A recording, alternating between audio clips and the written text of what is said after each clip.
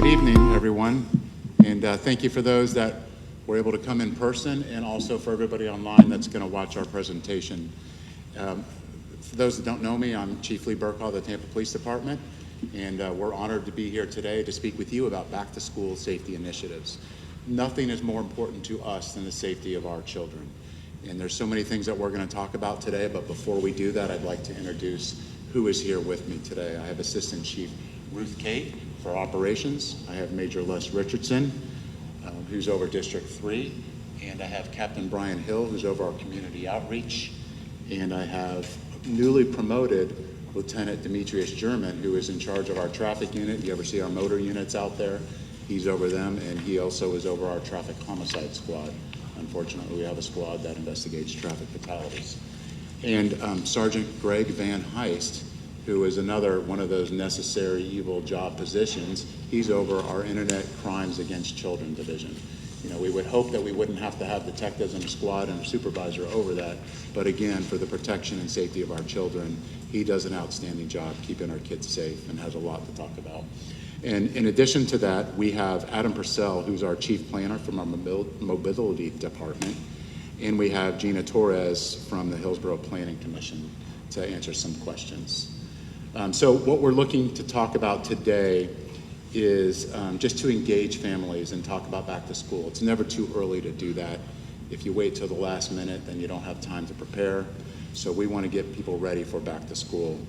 We want to provide updates on new safety initiatives, some of our law enforcement strategies, community involvement, and student safety. It's not just one person's responsibility. It's collectively for all of us, whether it's law enforcement, whether it's parents, whether it's school officials, or just a neighbor.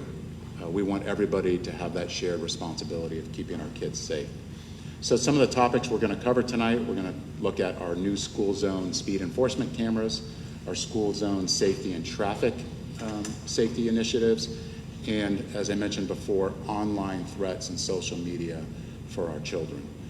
In particular for the speed cameras, new this year is we're going to be activating speed cameras in select school zones across the city, and they are designed to reduce the speeding. I mean, sure, if anybody's talked to anybody out on the street or they've been on the street, they've noticed that people sometimes drive recklessly, and the last thing we want is somebody to drive like that when children are walking back and forth to school. So what are some measures and things that we can do? And this is just one of our additional tools that we can use. These camera locations were selected based on a safety study that was done. Gina Torres had a lot to do with it, and Adam Purcell, and we'll get into some of the specifics later. But our main concern is to keep our students safe. The last thing we want to do is issue citations.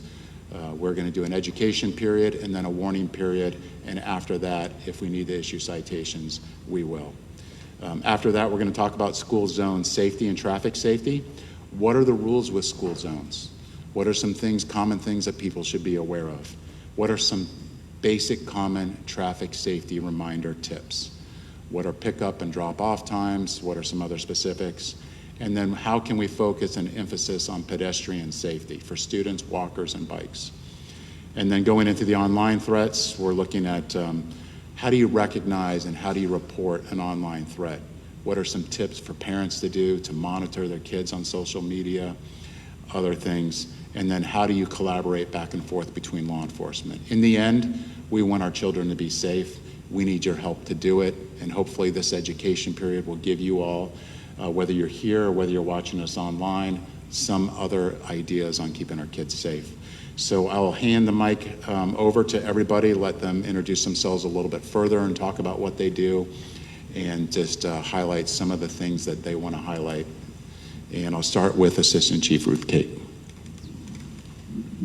Hi, good evening, everyone. I'm Assistant Chief Ruth Kate. I'm the Assistant Chief over Operations. So basically all 3 patrol districts report to me. I cannot believe that we are less than a month out from the first day of school already.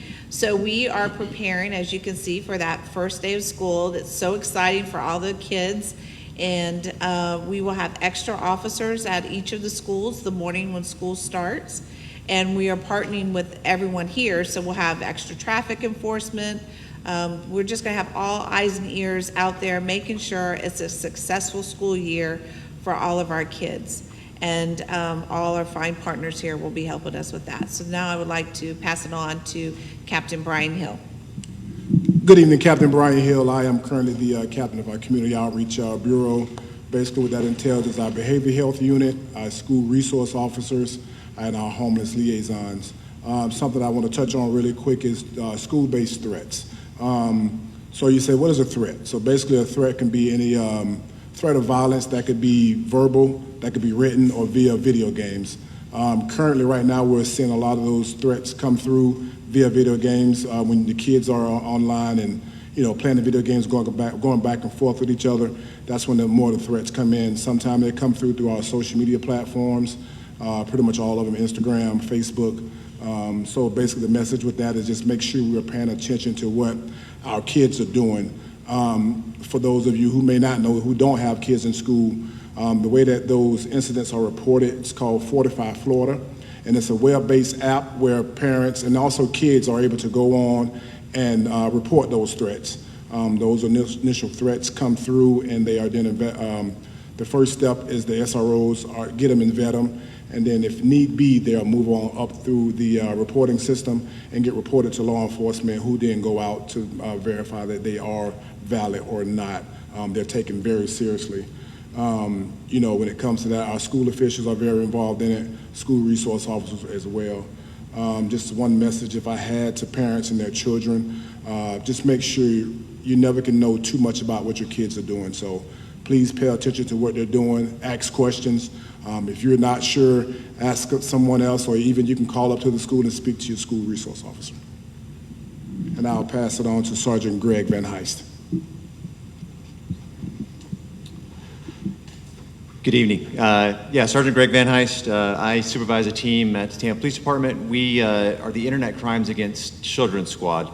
It's an unfortunate, as the Chief mentioned, kind of necessity in today's world. All this technology we have at our fingertips is amazing. We can do, beautiful things with it, but unfortunately there's people out there who are looking to traumatize, to prey on, and really victimize our children, specifically online. So we investigate those crimes, and I guess I want to stress too, as far as getting back to school, is that as these kids are using these phones, is that parents, guardians, grandparents, people who have authority of the children, just have discussions with their children over the use of technology, use of those smartphones, know what they're doing, kind of piggyback on what Captain Hill was saying, know what apps they're talking to their friends on. There's probably ones that you've never heard of. We learn of new ones every day. There's crazy apps that can track a child's location, and the child may not even know that they've given that permission to the application. So just be aware of what's going on. We are constantly reminding kids, especially as they go back to school, is do not send inappropriate photos to your friends. That's a common thing. A lot of times we start with education, but it can quickly escalate into serious matters. So just be aware of what they're doing. Look in your child's phones constantly, know what apps they're using, and just have that conversation daily. I'm going to pass it now to Ms. Gina Torres. Shall I use this time to talk about the study? Just a quick overview. Okay. I'm Gina Torres, and I'm Assistant Director at the Transportation Planning Organization, and our main role is to take funding from the federal government and the state and decide where we're going to spend that on our transportation projects. So it could be road widening, it could be for HART, it could be for resurfacing roadways, but one of our a huge focus for us is to try to make our streets and our roads safer, especially for vulnerable users like bicyclists and pedestrians. So we try to find and fund and prioritize trails and completing sidewalks and bikeways. And one of the studies that we were really interested in diving into was getting children to and from their schools safe so that they can return home to their loved ones. And so we did conduct a study that really had a lot to do with where those cameras are being considered being placed. And I'd be happy to answer questions and go into that in a little more depth, but that's about our study. Oh, I'm sorry, I'm passing this on to Adam. Is that who's next? I can't really read that handwriting. We'll adapt. Good afternoon, everybody. My name is Adam Purcell. I'm the Chief Planner in the Mobility Division at the City of Tampa, and I'm also the Interim Transportation Services Director. I oversee the city's roadway safety program and the Safe Routes to Schools program that fits underneath that. We really work hard as a city and with our partner agencies to develop that safe environment for our kids to get to and from school. And it's not just the engineering component that the city usually focuses on, but we work with our partners to engage them in education. The school district does a lot of safety education, the rules of the road kind of thing with their students. We do encouragement, like National Walk to School Days, where we work with our partner agencies like Walk Bike Tampa Bay to get kids to walk and bike to school. We work with engineering that we've got. We've got several active projects where we've made transportation investments in our school zones. We've got a $20 million federal funded grant that we're working on that addresses 5 of the 20 schools that we've identified in Gina's study. So we're working to program that infrastructure to support the safe travel. We work with our TPD partners to work on enforcement. So that's where not just these cameras, but other types of enforcement activities in the areas of our schools to keep them safe. And then evaluation. We come back as transportation engineers and take a look at how things are going and look at crash rates and see if the activity we're undertaking is making a difference. So we've got a robust program with the city to make our schools safer places, and I'm here to talk about that tonight.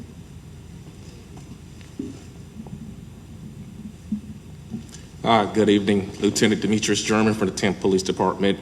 As a sergeant, I was a sergeant over the traffic unit, which is our motorcycle traffic enforcement, as well as our traffic homicide unit. So with this, what we want to talk about really this evening is public safety is our top priority, really. We don't want to hand out citations to the public, but we want to educate everyone, right? So our key focus is to protect our students on their way to and from school, as that was already said before. And we're going to give some tips on that. We want the drivers and the parents to be patient. You know, we have those long car rider lines out there. We want you to be patient as those car rider lines are forming, not drive around them, because, you know, sometimes you can end up inadvertently hitting or striking a kid. So we just want to be careful with some of those things. So we're also going to talk about, you know, the drop-off locations, learning where those are. And also, we just want to be aware of the times that these school zones start. The people in the neighborhood, you know what time your school zones start. So you got to be aware and practice patience. And that's what we're trying to preach to everyone, is safety, safety, safety for our children. And at the end of the day, it's all our responsibility. The police department can't do it alone. So we need the community's help to help us enforce this. So thank you. I'm going to pass it on to Major Richardson. Good evening. Major Les Richardson of District 3, which is the district right down here at 22nd and MLK. I wanted to just take a quick moment to just say thank you. I'm looking at some of our numbers. I'm really, really concerned about our crime and everything, and I think that has been really, really wonderful. So I just want to take that quick minute because I think a lot of that has happened through a lot of great interaction with the community and individuals talking with us and working with us to keep some of these crime numbers down. We've had a record summer, and I'm looking forward to finishing that out. District 3 encompasses both Ybor City, downtown, and East Tampa, and I think it's very important that we have this conversation tonight, being that specifically East Tampa has got to have one of the most largest pedestrian, as far as when we're talking about kids walking to and from school. And I think it's very important that we host this meeting here in District 3 so we can get some feedback and get some understanding as to what we're dealing with specifically in our community. So I'm gonna pass it back to the chief and we'll get this thing kicked off correctly. All right, thank you. And then Lieutenant, I think we'll go back to you. And we have some handouts and flyers, so if you don't remember everything, we have a lot about traffic safety. And I think, Lieutenant, if you want to just dive into the flyers that are appropriate for the safety and what we have there. Yeah, so some of the flyers that we have are, you know, the Parents' Guide to Smartphone Safety. So a lot of people may not know this, but within the school zone, you're not allowed to have your cell phones in your hands. So that is actually a ticketable offense. And so you want to stress that to your student drivers as well. When they're driving to school and they approach the school zone, make sure they do not have their cell phones in their hand. One, it's distracting. All it takes is a second for you to look down at your cell phone, and next thing you know, you've gone way further than you thought you were going to travel. So making sure that you pass that message on to both parents and their student drivers that being in the school zone and having those phones in your hand is very dangerous. One of the other flyers we have here is school zone speed enforcement, which we're going to talk more about. So the speed zone cameras that we have, they're here to overall help the community. It's not to generate just revenue for the city or something like that. It's here to enhance the safety for our neighborhood. It's all about the kids. It's all about trying to get them home safely and get them to school safely. So we're just here to talk about that and stress that all this is just about safety for our community.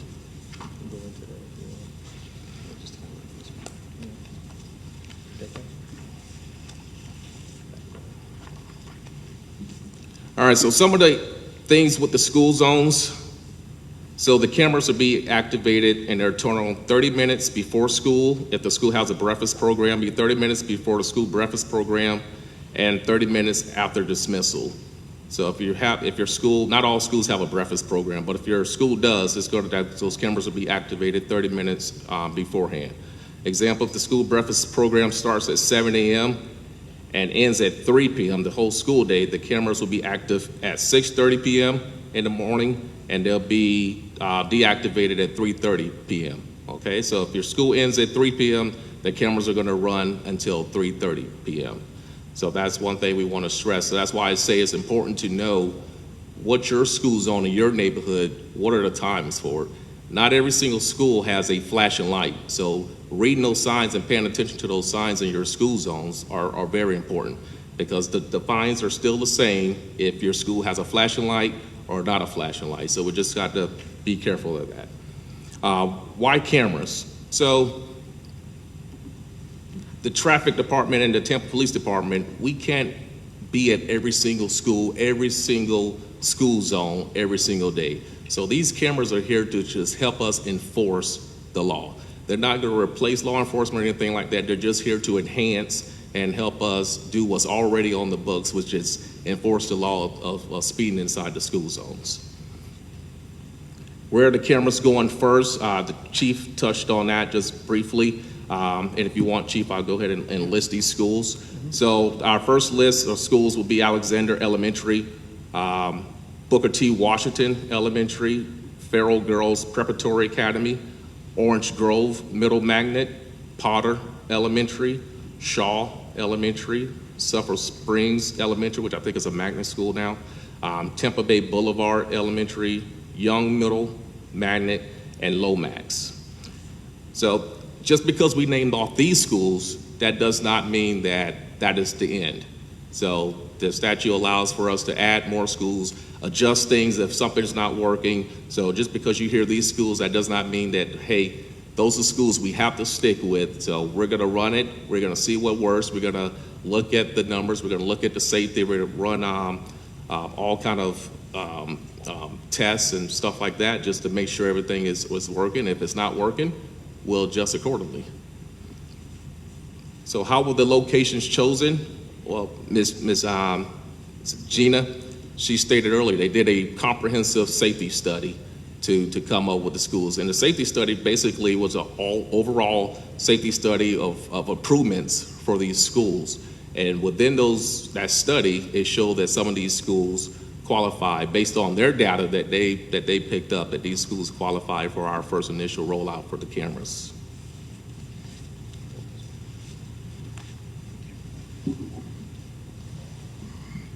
Thank you, Lieutenant. And then we do have these flyers with all the information right here and on the back. So if you're here on your way out, grab some, share them with your neighbors. And if you're not here with us, if you go to our website, tampa.gov/police, you can get all this information. In fact, our team actually listed a frequently asked questions section, which goes into depth about if you're issued a citation, what do you do? Where does the money go? So we've tried to anticipate every question, and hopefully we've answered it in advance, so you could see that right on our website. And Lieutenant, could you just do the one more thing, because we don't have cameras on the school buses, but the county does.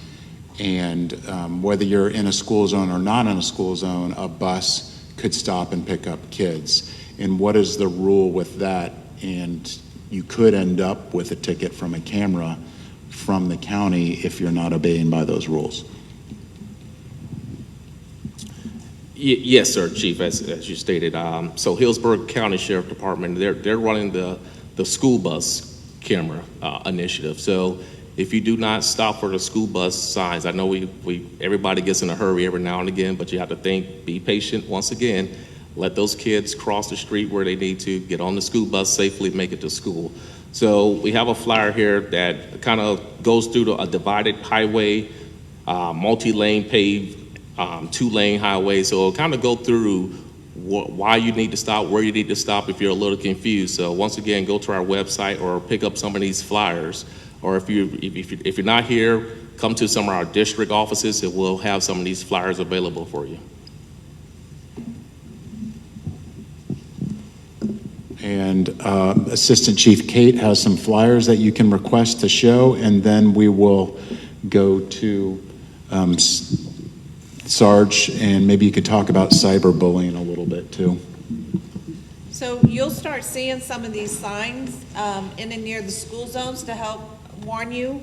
And we can get these out to any of the neighborhoods or any of the schools that need them. So this is a school zone. You'll see these signs. We have some of these in the back. If you're here tonight, you can get them. And this one is drive like your kids live here, because ours do. And this is another great one to remind you that kids are walking in the area. So some of our officers will be taking these to the schools. You'll start seeing them around the schools where there are the cameras. And if you need them, you can request them and we'll make sure that you get them. And now I'm going to pass on this to Sergeant Van Heist. So our squad works very closely with the National Center for Missing and Exploited Children, or NCMEC. They put out some great resources as far as internet tools, suggestions, things to watch out for. So we just have a couple of them, I think, in the back of the room, but they're also available online. One of them is a parent's guide to smartphone safety. I think a lot of us are parents, obviously, and our kids seem like they know 1,000 times more than what we do of what those phones do. So this just kind of gives some quick tips on maybe some high-level things about what to look for, say, as like cyberbullying, if your kid's getting bullied via a cell phone. Like I mentioned before, the geolocation. This phone is tracking where our kids are, which is a great thing. We should use that to keep track of our kids, but some of those applications, such as Snapchat, can have a setting where the other people they're communicating with also may know where their children are. So I'd suggest you know every person who your child is communicating with. Go through their phone, look at their messages, ask them who they are, how they know them, do they trust them, because we all know that you can hide online pretty easily. So there's that resource, which is that Parent's Guide to Smart Safety. It also suggests, which I highly recommend, is you use like an iPhone. Apple has parental settings that you can put on your children's phone, and you can add that passcode so they can't turn it off. So there's certain things like you might have to approve any applications they want to use. There could be settings where they can't send out certain pictures that show skin without getting approved. So there's a lot of good settings within iPhones without having to pay any more money that I highly suggest you use, and this brochure talks about some of that. And then the second one that's back there is maybe more for the kids, and it's kind of encourage them to think about what they do on those phones, specifically about sending, and unfortunately there's a problem, but sending new pictures. Sometimes it's a dating relationship, sometimes it's not, but it can get children in trouble because technically nudity of a child under 18 can be classified as child pornography. It's a very serious offense. Again, we have different tools called sexting and education that we try to get that out first, but it's really a brochure to kind of have children think about what could the consequences be of me sending this one picture or video, who's going to receive it, how are they going to take it, and what the consequences could be. So those are both back there, and I highly recommend that anybody check those out. All right, and then the other thing that we always need to talk about is gun safety. Gun safety is something that we can never let our guard down. However, we are getting some significant positive results of our engagement with the community. Last year, we told gun owners not to leave their guns in their cars and to lock their cars up because we were seeing too many guns being stolen from cars. Last year, after we put that information out, our cars were broken into less and less guns would be stolen out of the cars.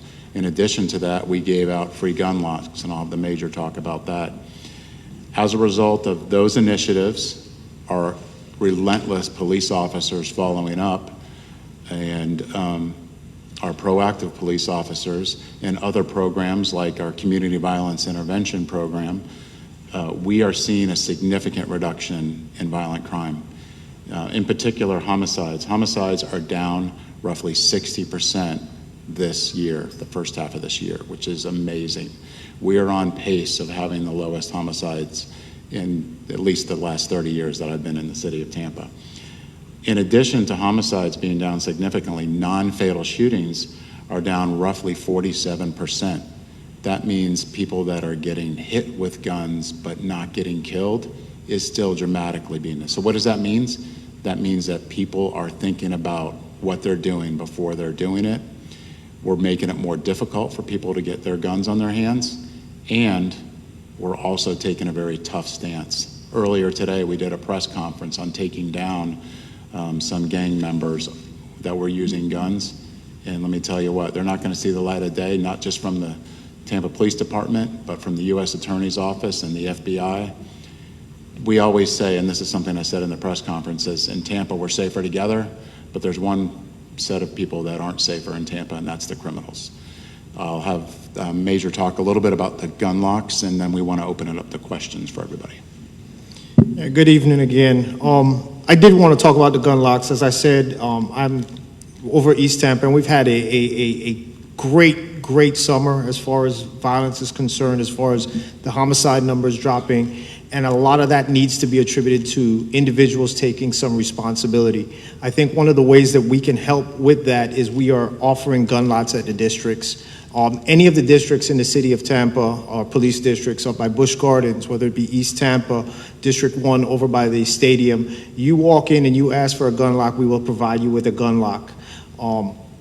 This is, as simple as this looks, this is an amazing tool. This is one of those things that allows when your child is being cyberbullied, or when your child has some of these issues, and they want to handle that measure on their own, they can't get into your gun.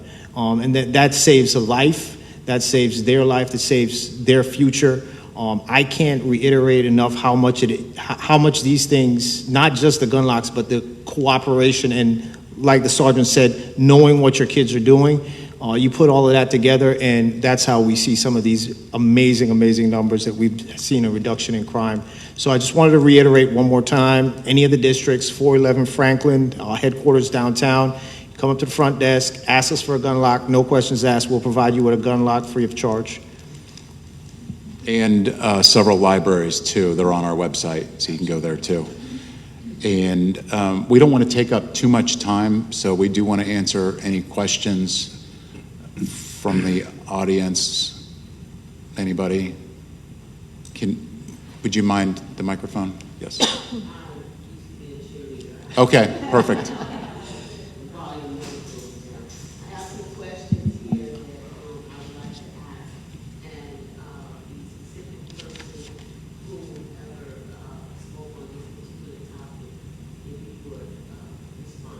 Sure.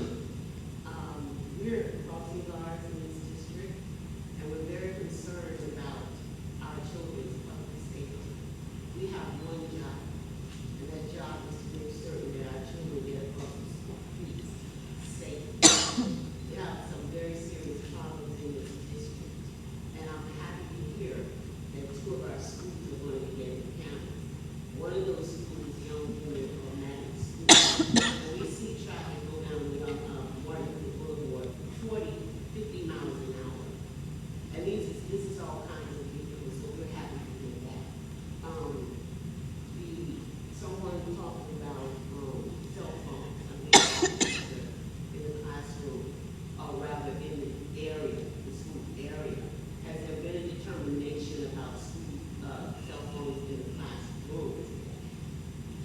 All right, so the first thing I want to say is thank you for what you do, because our kids rely on you, and the fact that you are doing that, you're playing a crucial role in the mission that we're all trying to accomplish, is keeping our kids safe. So I appreciate what you do, and I appreciate that you're here, because us collaborating makes a huge impact. And it's not just the kids' safety, it's your safety out there as well. And in addition to that, speeding or somebody not paying attention with their head in a phone, not realizing that you or children are in the street, is what we're trying to avoid. And we have heard results from these cameras where after they're in, that people are starting to become more and more compliant. So hopefully that's the case, and then we're all more safer out there. But I will hand it over to, as far as the question about the phones in the school, was that about the rule of? They're going to determine, Hillsong County or some school district across the nation, and then From in the classroom. Yeah, none of us work for the school board here, so I wouldn't be able to, but we do have another community member who may be able to answer for us. Oh, yes. Effective July 1st, the governor signed, it was also, I forget the number, but on that particular bill, in elementary schools, cell phones are supposed to be banned, and in high school, they're doing kind of the see how best to address that. So there should be no cell phones in class. Thank you. Did that answer your questions? Okay. and I'm glad you mentioned about the public safety for causing gardens as well. Yes. We have people And right in front of and I can tell you in the us absolutely, and the public safety crossing guards that are in there, there's a portion that is dedicated to that particular function. So that is where some of the money will be allocated to. Any other questions? Sure. I believe Ms. Torres? You mentioned about sidewalks. And so this has been an ongoing issue for this town. And so we're wondering, are we wondering sidewalks for our children? Because not only children, but we also have the elderly in our community in wheelchairs. And they're driving, they're pushing themselves. And so it's important. I do know that those are county commissioners, spoke on public safety. They've been speaking on public safety for quite some time. And we have not received, we don't have this. Right. Well, I'll just address that a little bit, and I'm gonna make Adam answer that, because our agency agrees, we all agree, I think, that sidewalk, the infrastructure is not present. You can even see where people are meandering through, where there's a gap, and you can obviously see that there's needs everywhere, really, around our streets. Now, our streets are, like Martin Luther King is a DOT, is a state roadway, and then there's city roadways, and there's some county roadways in the city. So we will identify those locations that need some kind of improvement like that, and make money available. But when it comes to actually building those, it's going to be the responsibility of who owns that street. That's why I'm going to send it over to Adam, who is in the mobility department for the city, and they actually create or construct those sidewalks and those crosswalks, because we know where they're all needed, and we need more crosswalks. We can't expect people, I'm going to get on the bandwagon here for this, but we have crossings that are half a mile or a quarter of a mile from where someone, wants to cross directly across the roadway, and we can't really expect that they're going to go out of their way that far if it's just not convenient. So I think that we definitely need to see a lot more crossings, safe crossings for people. So Adam, we want to take that from here? Right, I do. So we do have a sidewalks map within the city that shows us where all these gaps exist, and we're working to set programs to fill those gaps. I noted earlier that we just received $20 million in funding from Federal Highway as part of the Safe Routes to School, or as part of the Safe Streets and Roads for All program. What we've done with that program is developed a series of projects, not just for schools, but for roadway safety more generally.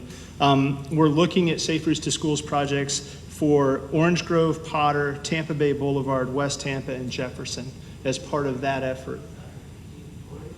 Orange Grove, Potter, Tampa Bay Boulevard, West Tampa, and Jefferson.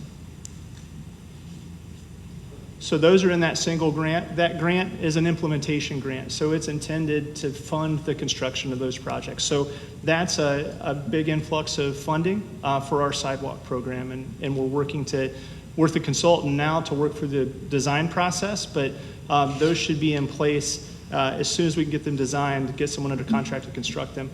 We also have ongoing sidewalk programs. So we have a sidewalk extension and maintenance program that gets funded with about $1 million every year by the city. And then we've gotten $2 million in additional funding this year that we're working to program for sidewalk investment. So this coming year, or this year, we're looking at about $3 million in sidewalks that we're going to improve. But we always need input on location. We work with our community traffic safety teams, with the TPO. We look at all sorts of different studies, like our Safe Routes to School studies, to find out where our priorities investment should be. I'd love to give you my card and see, from your perspective as a school crossing guard, where the problems are in your neighborhood. So I'd love to get that input, and I'd love to get your ideas into our program. So we have an active program, we're working hard, but our need way outpaces our funding. So that's the perpetual challenge that we face as a municipal government, that we have a lot of need and a limited amount of funding. So it's incremental.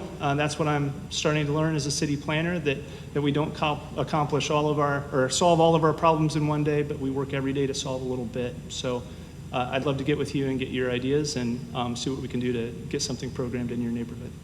I think invite all of you to attend because for the historic Belmont Heights Neighborhood Association, we can have one representative on their political piece that are here. This one? Yeah. That's Major Les Richardson. Okay. One final question. Yes, that's okay. We're all students in this, all students in Hillsborough County eventually begin campus. That remains to be seen. Once we start this, then we will study it and reevaluate it and determine what schools need it, what schools don't need it. So we based this off of the initial study that was done by Gina and her team, and it did look at some of the things that you're bringing up, areas where there were no sidewalks, area where a lot of kids went to and from schools. So that remains to be seen. It depends on how impactful these cameras are and what other schools may need them that didn't make it in the initial cut. Yes? I've been out here 16 years, but now you're on 17th and late. In the 16 years, I've had 2 officers sit with me, to observe the traffic. Will I have one this year? Because last year, we was off the TV, really good. If you stay after with the major here, we'll arrange that and make that happen. Thank you for being here and for what you do. Yes? I know I was a little bit late. That's okay. School safety, I know last year was a big problem of all the school fighting. And I have a fluctuation of parents asking about the safety between the connection between the school board and TDB when it comes to all the fights and growing in school. What are we gonna do to enhance a little bit more safety when it comes to those issues? Well, great question. And we do have a great relationship with the school board, and we do speak with them quite a bit. I think there's multiple people up here that could answer that question, because a lot of these disturbances and fights start from online threats and bullying. And then Captain Hill, who's over our school resource program, and then we could even go back to Major Richardson, who supervises the officers that work outside the schools. So let me first hand it to Captain Hill. Yeah, so to be more effectively to address those issues, what we saw over the past 2 years, and we've seen an increase in reporting these type of issues through the Fortify system. So what comes along with that, we're able to more have a hands-on approach with it. Bottom line is we don't know what we don't know. So the more that those issues are reported to us to give us the opportunity to address them, we'll address them in real time. But no, our SROs and our school officials are definitely working together to make sure those things don't happen. Because like the chief said, they start off campus, but unfortunately they venture onto campus. So again, if parents are seeing those issues or start seeing those episodes pop up in their kids' phones or on social media, please report them to us to give us the opportunity to address them initially. No? Okay. Did that answer your question, Ms. Lewis? Okay. Anybody else? I have a question. Yes. Thank you for being here, by the way, Representative. We appreciate it. You want me on the mic? It would help. Okay, so thank you so much for this forum. This is fabulous. I was, a couple of years ago when this law came before us, I was a co-sponsor because I heard you all say the same thing. It's like we got to keep our kids safe, you know, and thank you. And that was one of the reasons why I really supported this particular piece of legislation. Now, I am concerned a little bit about the flashing lights. And for instance, in some parts of the county right now, whether it's city or even the county, sometimes there are flashing lights that are flashing, yet there's no school. Mm-hmm. So I'm really concerned about the implementation of how we roll it out. I love the fact that you are giving a warning system mm-hmm. and things of that nature to educate the community. That's a huge plus. And in the meantime, operationally, I'm thinking about how is it that we are assessing these sites, ensuring, like for instance, I heard Alexander Elementary School. Mm-hmm. Part of Alexander Elementary School is in the city, another part of it is in the county. So is the county going to be responsible for their lighting, their signage? Is that signage going to look different than the city? Are we? You see, all of these things I'm concerned about because I don't know if that light is, if it's flashing, mm-hmm. whether the cameras are on, because if we're looking at having it, as the law stated, during the whole time, half hour before school starts and half hour after school starts, and in that middle time, is the camera on? Could you potentially get a ticket and there's no warning about that because if there's a flashing light, the light's not flashing. Mm-hmm. So that's miscommunication there, right? By the same token, if there is no flasher and there are no times, how are we updating the signage to make sure that it's standardized throughout the city and or the county so that then members in the community are not blindsided with a potential gotcha ticket because maybe there was incorrect signage or not enough signage or something that maybe have missed.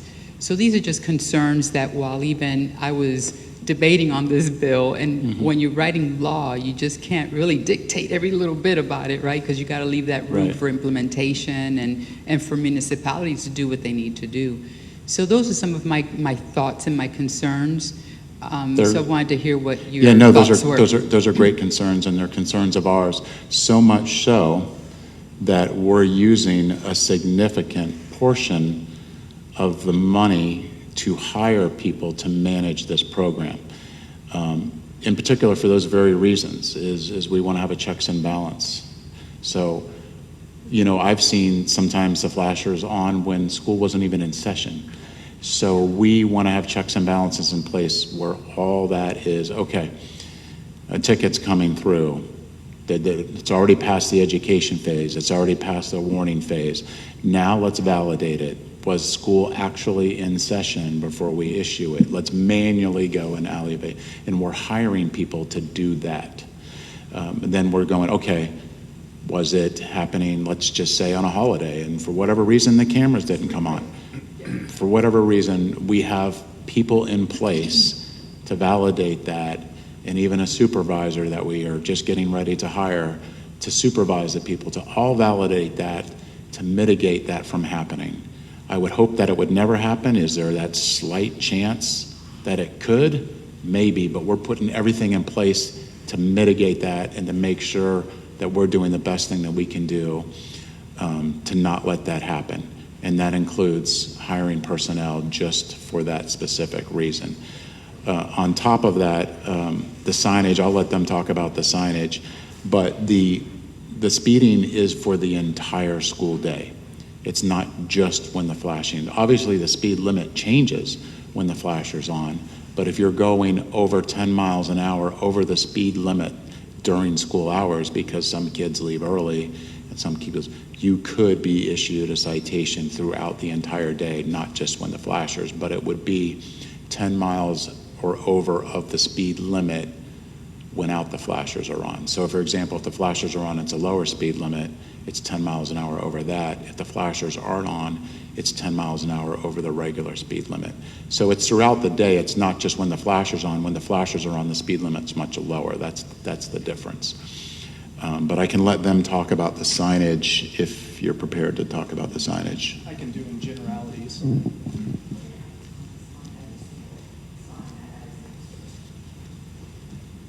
Not necessarily. In the city of Tampa. Okay.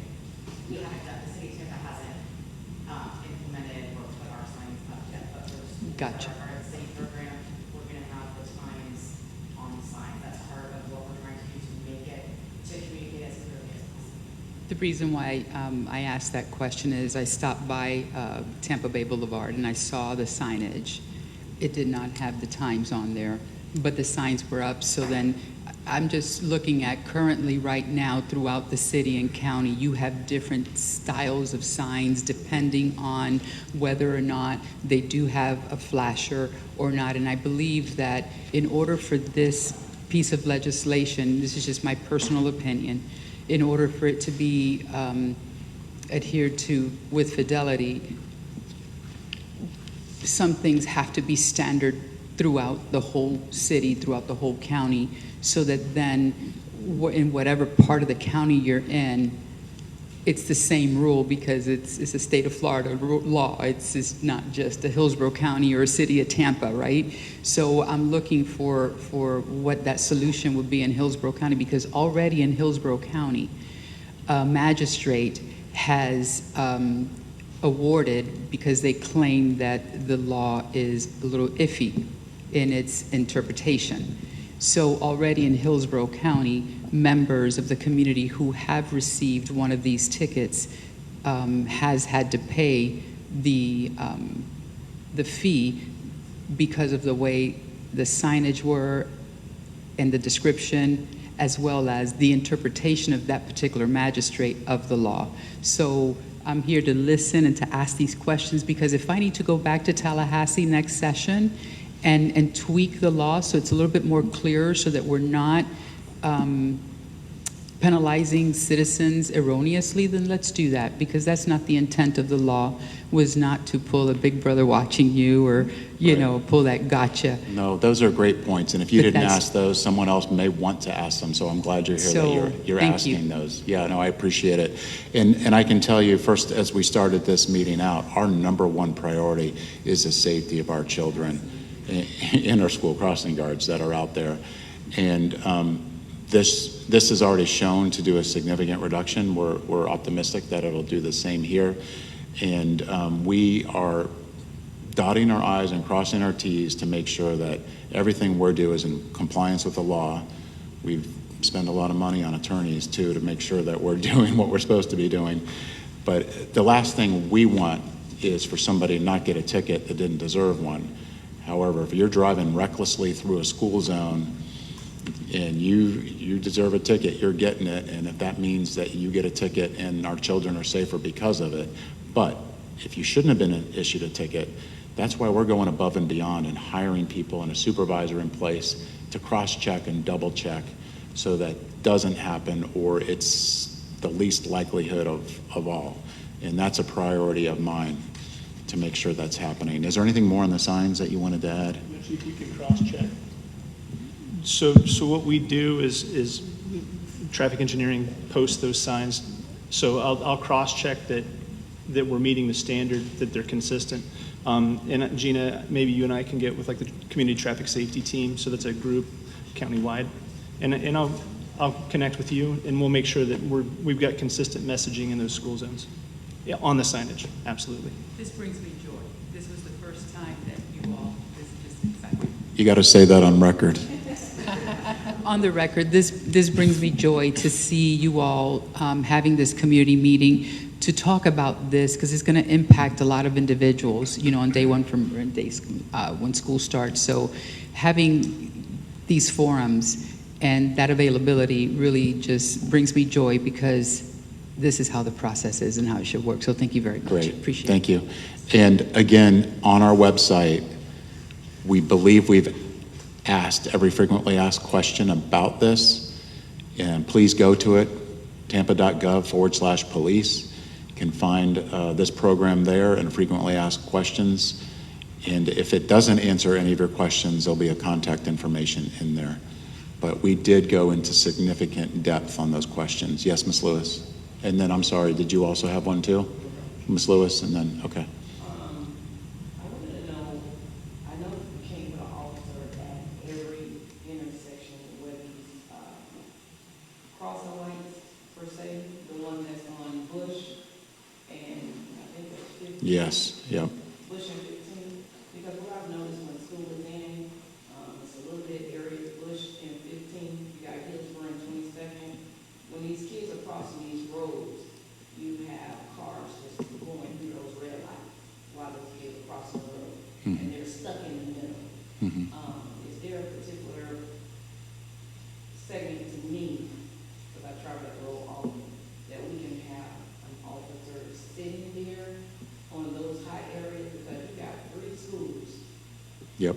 in that area of those kids. I know exactly where you're talking about. And the cars are not stopping for that red light.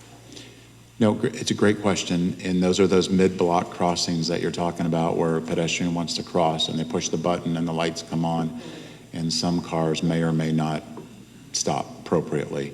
And I think this might be best for our new lieutenant, because I know in the past we've had grants that would actually pay for extra officers on overtime to go and do that, and he can talk about some of those initiatives.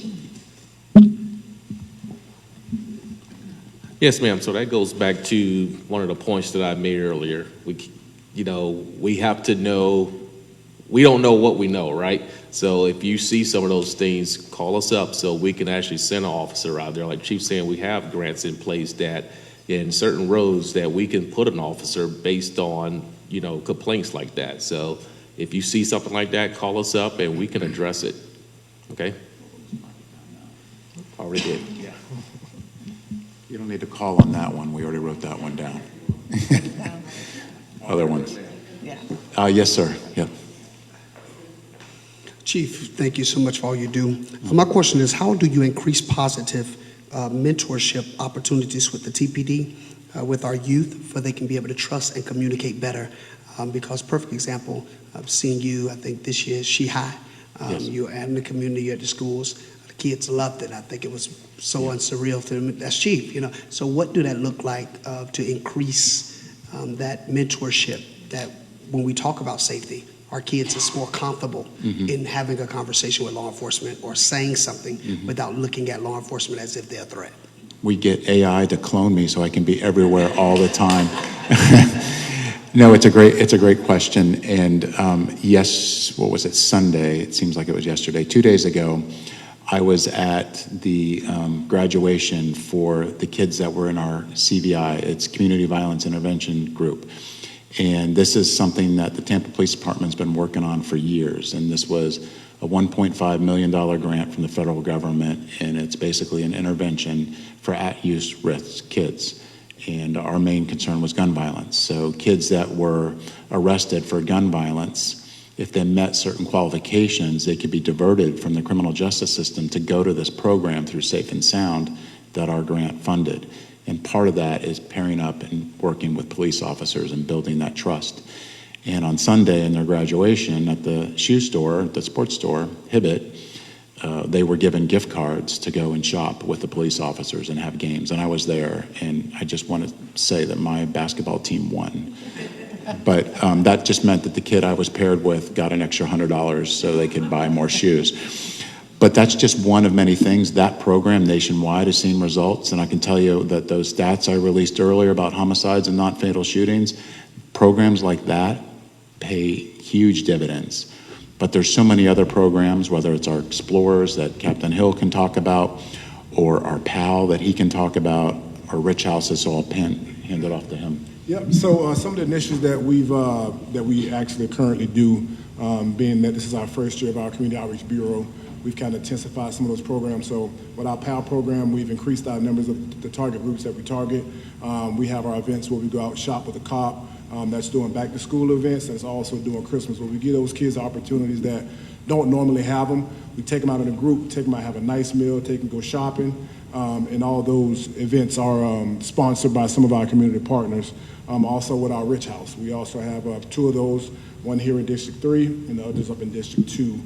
We target that community that lives around that event that can walk, that live in that area that can walk to that facility, so we target that group. And also, we have our community outreach officers who go out and are at the Yet Center, which is right down the road here, and we, during the summertime and school year, we go out partnering with Jamal, who's back in the room, the back of the room, and we go out and have that one-on-one with those kids that wouldn't normally have those interactions with us, but we go out and make in our attention and with our interactions with them to kind of bridge that gap, to build that relationship, to know that, hey, we're just not out here to arrest people, but we're human, we're out here to teach you new things and also to interact with you, that yes, we are humans just like you are. So we're not just there to enforce crimes. And we also have our midnight basketball. We do that more during the school year, where kids are able to come in and they play basketball on Fridays from 6 to 11. We also, our first year, we started our actual basketball teams, where we have 6 teams that participate. We go through the year, we participate. They also have a championship game that's coming up in, I want to say, 2 weeks. That's at our PAL off West Diana Street. And our boxing program that we've had for, if I had to guess, I would say about 15 years maybe. And that's also out of PAL. We partner with Powerhouse Gym out on West Hillsborough. They provide us free space. And we have a coach that actually volunteers his time. And he also, we're bridging that gap. We have officers that are co-coaches, and they also help with that as well. Did that answer your question? Yes, can I say this real quick too? Yep. Now, Ben, I love the stuff I heard. How will we be able to, pastoring for 19 years in this community, this is the first time I heard of half of that stuff. Yep. And so if I'm pastoring in this community for 19 years and I have no idea how to communicate that, how is it that we're able to get that information, that we're able to know what, how we can get that out and that our kids know what is actually going on in the I don't want to community? put Captain Hill on the spot, but can he come to your church? Oh, it'll be my honor to come Only over if and you have pray that for talk. us, though.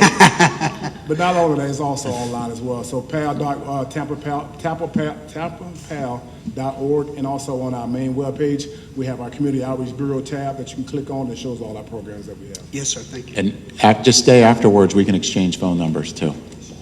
Any questions? Yes? I think after you, we'll have time for one more. Hello, my name is Erlisha Oates. I am a community navigator in Silver Oaks and Columbus Court, sometimes Jackson Heights. So my question is, I hear all the amazing things you say that you guys are doing at the park, but what are you doing in the community for the kids that don't have transportation to get there? So we actually provide transportation to our facilities. If we know that these kids are trying to get to our Rich Houses or our PAL, we offer free transportation. So it's there, we just have to know about it, and we can get the kids there. So I'm with Pastor Elvis. Can we advertise that a little bit more? Because my son goes to the Yet Center, and some of the stuff you're saying, and I'm an active mom, I don't know about it. So we definitely, like even this event tonight, how can we share more? Because this room should have been packed. It's a little insulting to me as a parent, and to see this room is empty. Thank you. And again, if you want to stay after, we can exchange numbers, too. We have time for one more question, if anybody has one. Okay, so, and again, we started this out, it's the safety of our children. That's the most important thing. And we talked about it being a community effort. And I tell you, I'm so pleased that our public safety crossing guards are here, because that already means that we're safer together. And our representative is here, and our community members are here, and those that couldn't make it in person are either watching us live or going to replay this and watch it. But again, we can't do this alone. And the fact that you all are here means a lot to us because our children are our future, and whatever we can do to keep them safe, whether it's on the roadways walking to school, whether it's on the internet, whether it's keeping them safe around guns, we all have to do our part, and we can't do it alone. So thank you all, and let's keep that in our forefront. Ms. Lewis has closing remarks. I am so sorry. I was just listening to the last two speakers, and I kind of been saying there's a lack of gap. I think it would be beneficial, just like you do the press release, to editors and the news reporters. I think there needs to be a communication with all community leaders. You have a wide base of that. That newsletter, just as well as I got to hear about the back to school meeting tonight and several others. I think we need to just create a database and collectively get all of the nonprofit organizations and send an email blast out about the programs and about the meetings that go on. Because your broader people might not be their broader people. And I think if we can get it to all of the active nonprofits around here that people can deal with, I think it would be a little bit better. Great. Yes, getting the message out is something that's important to us. And if you wouldn't mind helping us facilitate that to some people that we may not have their contacts, but I know that Jamel is here and she's going to help with that. And we've started phase 1 of our education, and then more and more. So we'll push that out. I know she has plans to put it in our newsletter that's coming out as well. So we will work with you to make sure that that's getting to every person that's possible. And again, tonight's video will live on forever where people can go back and watch it. And in addition to that, our website has a ton of great information on it.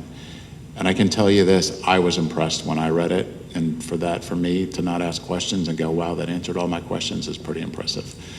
So thank you all for coming tonight. If you need to stay behind to exchange phone numbers with any one of us, please do so. And thank you for your time, and thank you for keeping our children safe.